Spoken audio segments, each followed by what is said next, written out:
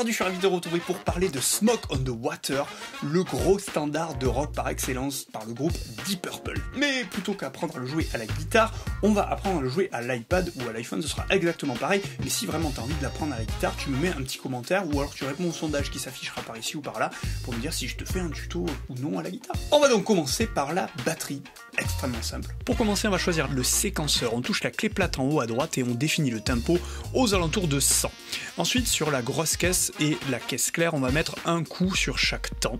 Et on va se rendre compte que le son est un peu électro, donc on va toucher moderne 808 et on va mettre acoustique, plutôt Bluebird, mais toutes les acoustiques conviendront. Et puis on va rajouter un charlet tout le long de la ligne et ça va donner ceci.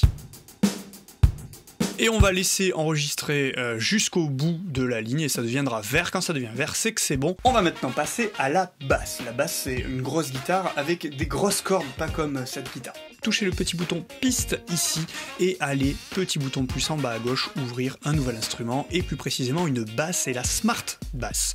Sur la Smart Bass, on va choisir l'autoplay numéro 3 et on va bien vérifier qu'on est au début. On appuie sur G et là aussi, on va laisser courir jusqu'au bout de la ligne rouge. On y reviendra un petit peu après sur la basse. Là, on va dire que c'est le niveau débutant. Et maintenant, il est temps de passer à la guitare, sûrement la partie la plus compliquée du morceau. On revient sur le bouton piste, petit bouton plus et puis cette fois, on va ajouter une guitare, mais cette fois, on va prendre note, non pas smart guitar. On touche la clean guitare, on met hard rock et l'on va faire les doigtés suivants.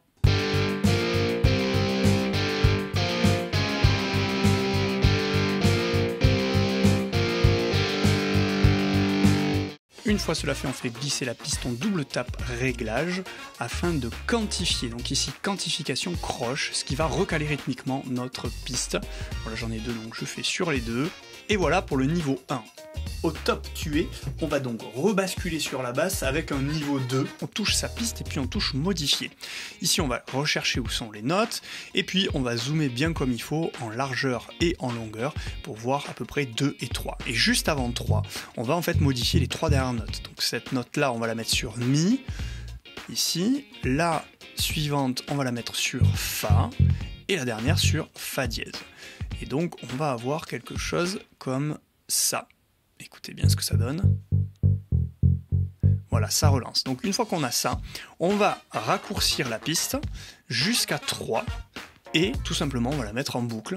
Comme ça, ça va répéter ce petit gimmick et relancer à chaque fois le riff. Super, et soyons fous, un niveau 3. Donc je recrée une autre basse, là j'ai fait un copier-coller, mais cette fois, je vais jouer cette basse avec les notes. Donc là, je sélectionne notes. Et regardez ce que je dois faire.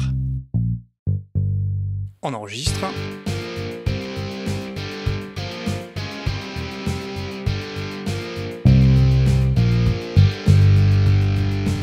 Alors je refais une fois, écoutez bien où est-ce que ça se place.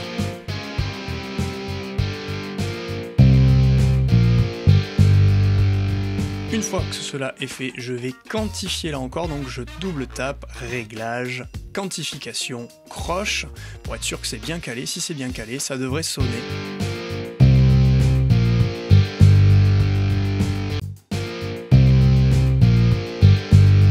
Et voilà, c'est terminé. Et pour être totalement transparent avec toi, j'ai donné ça à mes 5e ce matin, ça leur a pris, allez, 20 minutes. Sur ce, moi je te dis que tout le monde peut faire de la musique, la preuve, et à bientôt.